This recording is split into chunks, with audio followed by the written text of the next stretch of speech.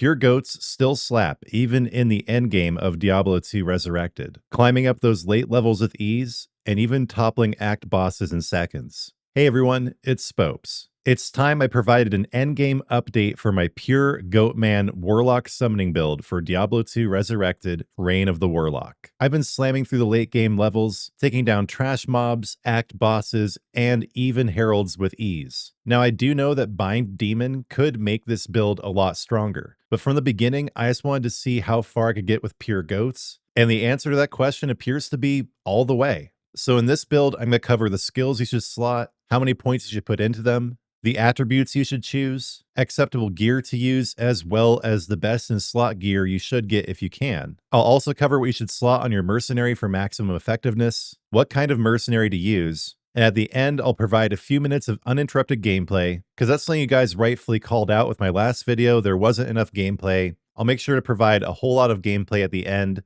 covering trash mobs, heralds, and act bosses. Before we dive in though, please make sure you've subscribed to the channel. Please like and hype the video. Please join the channel as a member of the Spopes Army. Plans start at $1 a month and come with amazing perks. Also, don't miss the merch shown below the video. You can go to my Fourth Wall site for a full catalog. You can leave me donations on Fourth Wall as well. And you can also leave me donations here on YouTube in the form of super thanks. All right, everyone, let's dive into the build. Got it, please don't. So first of all, we'll cover our skills. For a more detailed walkthrough of when you should invest in each skill, check out my leveling build for the Summoner Warlock in Diablo II Resurrected. Here, I'm basically just going to cover which skills you should get, which ones you should max out, as you gradually progress to the 110 maximum skill points you can get in Diablo II. The first two skills you should max out are Summon Goatman, which is your main damage dealer, and Demonic Mastery. As you level, I suggest putting about equal points into these two skills as you go. Demonic Mastery is important to max out because once you do have it maxed, you'll be able to have a total of 3 goats. Your main damage, however, does come from Summon Goatman.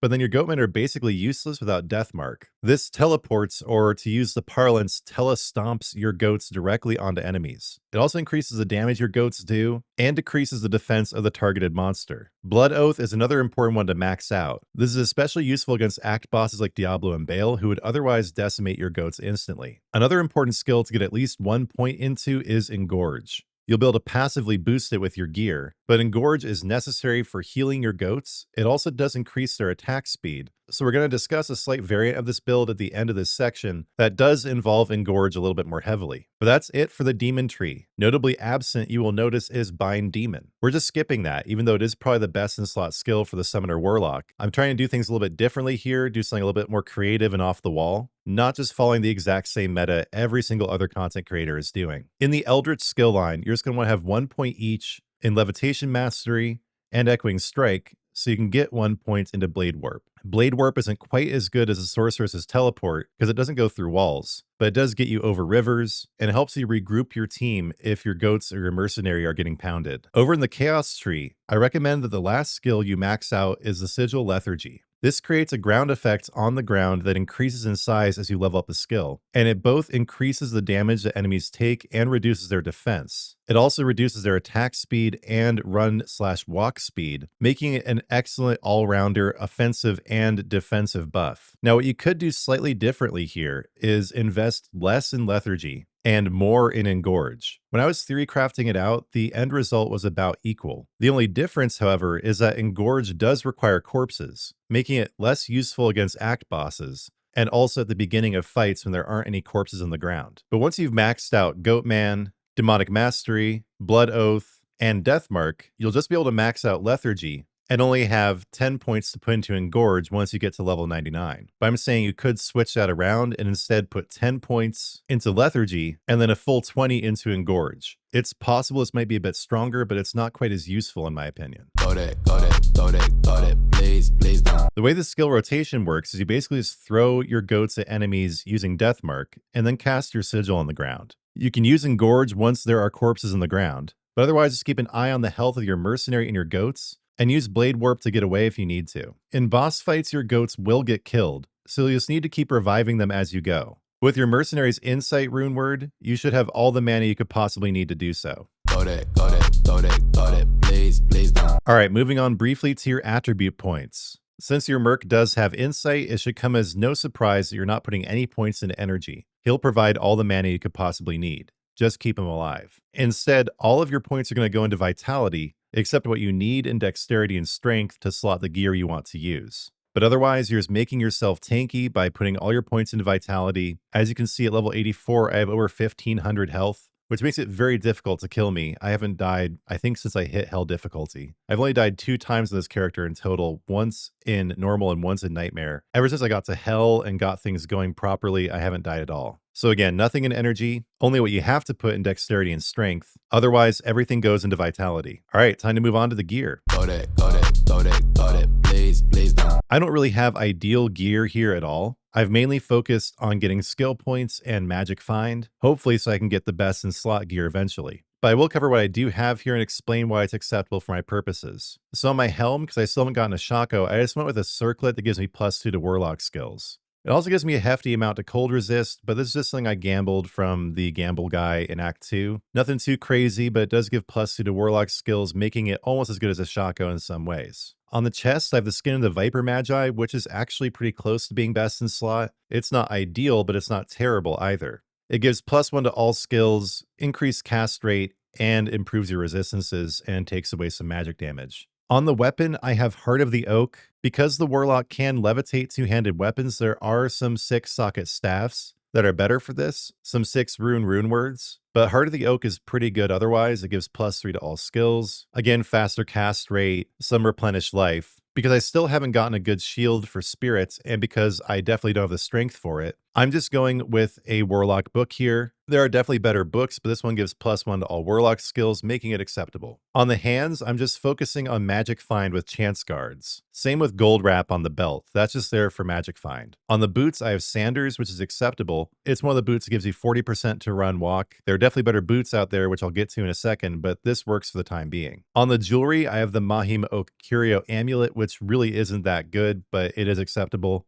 And on the rings, I have a Nagel ring, mainly for Magic Find, and a Manald Heal on the other one to kind of improve my tankiness. For my charms, I mainly have Magic Find, but combined with resistance charms. My resistance is still not very good, but the charms do help here on Hell difficulty. All right, now that we've covered the acceptable gear, it's time to go through the best in slot wish list of gear I wish I had that would be perfect on this Warlock if you are able to get it. Got it, please don't. On the weapon, the absolute best thing you can get is the Obsession rune word. That's a 6-socket rune word for staffs that gives +4 to all skills and lots of other benefits. On the offhand, what would really be best is the new unique Warlock book, Ars Torbelos. It gives +2 to demonic binding skills, and it also gives +2 to 3 to demonic mastery, and +2 to 3 to engorge. A spirit shield would also work here, but that only gives +2 to all skills without the specific benefits to the demonic skill line on the Warlock. On the helmet, what would really be best is a Harlequin crest, also known as a Shaco. It gives +2 to all skills, also adds to all your attributes, and increases your magic find. But this circlet I have is also acceptable. On the gloves, what's really best is Trongul's Claws. Even though it's for the Necromancer,